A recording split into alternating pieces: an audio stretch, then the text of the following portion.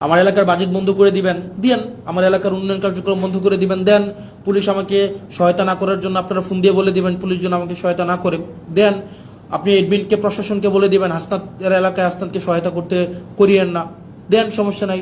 দিন শেষে আমি এটা বিশ্বাস করি বাংলাদেশের জনগণ আমাদের পক্ষে আছে, কিন্তু সত্য বলা থেকে আমাকে বিরত রাখতে পারবে না।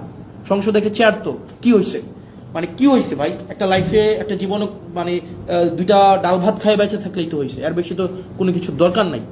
মানে মাইরা ফেলবেন ফাইন, মাইরা ফেললে একটা বৃহৎ একটা মহৎ কোনো কিছুর জন্য মৃত্যু, একটা স্বাভাবিক একটা বিছানায় পড়ে মৃত্যু, দুইটা তো সেম না। বয়স আমার মাত্র 27 বছর 7 মাস, ছোট মুখে অনেক বড় কথা বলছি। আপনারা সংখ্যাগরিষ্ঠতার যে একটা আত্মতুষ্টিতে আপনারা ভুগছেন, আত্মবিশ্বাসী হওয়াটা ভালো, কিন্তু আত্মতুষ্ট আপনারা যেভাবে হচ্ছেন যে আপনারা যা ইচ্ছা তা করতে পারবেন এই সংখ্যাগরিষ্ঠতার 2/3 মেজরিটির এই বড়াই দিয়ে, মনে রাখবেন সংখ্যাগরিষ্ঠতা কখনোই ভালো কিছু নিয়ে আসে নাই।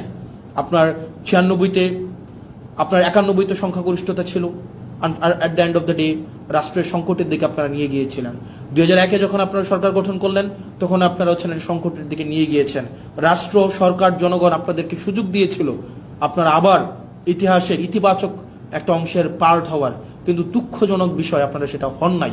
এবং আমাদের অনেক এমপিও আছে বিএনপির মন্ত্রীদেরকে আসলে রাগাইতে চায় না, মনে করে যে এলাকার বাজেট টাজেট বন্ধ করে দিবে, উন্নয়ন কার্যক্রম বন্ধ করে দিবে, তাদের সাথে আসলে সম্পর্ক নষ্ট করে কি লাভ, আবার সম্পর্ক ভালো রেখেও কি লাভ, যেটা সত্য সেটা বলতে হবে।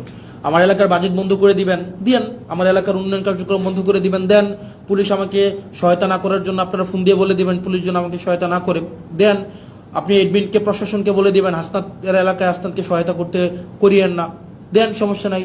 দিন শেষে আমি এটা বিশ্বাস করি বাংলাদেশের জনগণ আমাদের পক্ষে আছে, দেবিদ্বারবাসী আমার পক্ষে আছে, এবং আমার বরাদ্দ বন্ধ করে দেওয়া, আমার এলাকার পুলিশকে আপনারা ফোন দিয়ে বলে দিবেন আমাকে যেন হেল্প না করে, কোনো সমস্যা নেই। আপনি ধরেন এটা যদি মনে করেন আপনার এই ক্ষমতাটা স্থায়ী, এটা সবসময় থেকে যাবে, এটা এটা মানে মানে এটা কোনোভাবেই সম্ভব না। মানে আপনারা আমাকে অসহযোগিতা করেন, ওয়েলকাম। দেবিদ্বারবাসী জানে, দেবিদ্বারবাসী এমনি 17 বছর ধরে বঞ্চিত ছিল, হয়তো আর কিছুদিন থাকবে। আপনারা আমার হয়তো উন্নয়ন কার্যক্রম আটকাই দিবেন, আমার বিভিন্ন কাজ আটকাই দিবেন, পুলিশ হয়তো আমাকে অসহযোগিতা করবে, অ্যাডমিনিস্ট্রেশন আমাকে হয়তো অসহযোগিতা করবে, কিন্তু সত্য বলা থেকে আমাকে বিরত রাখতে পারবে না।